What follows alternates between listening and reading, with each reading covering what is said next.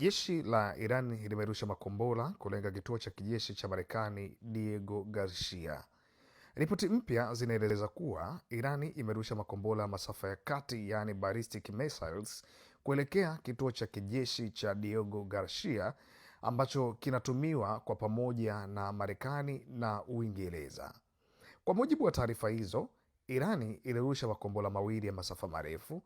Hakuna kombora lililofanikiwa kulenga kituo hicho. Kupitia ripoti ambayo imetolewa na Reuters, kombora moja liliharibika njiani, huku lingine likijaribiwa kuzuiwa na mfumo wa ulinzi wa Marekani. Tukio hili linaelezwa kuwa moja ya mashambulizi ya mbali zaidi kuwahi kufanywa na Iran, likiwa umbali wa takriban kilomita 4,000 kutoka Irani hadi Diego Garcia. Wachambuzi wanasema kuwa hatua hiyo inaonyesha kuongezeka kwa uwezo wa makombora ya Iran, lakini cha pili ni upanuzi wa vita kutoka Mashariki ya Kati kwenda maeneo ya mbali zaidi, lakini ya tatu ni hatari kubwa kwa vituo vya kijeshi vya magharibi duniani kote. Hadi sasa hakuna taarifa rasmi ya majeruhi au uharibifu mkubwa uliotokea.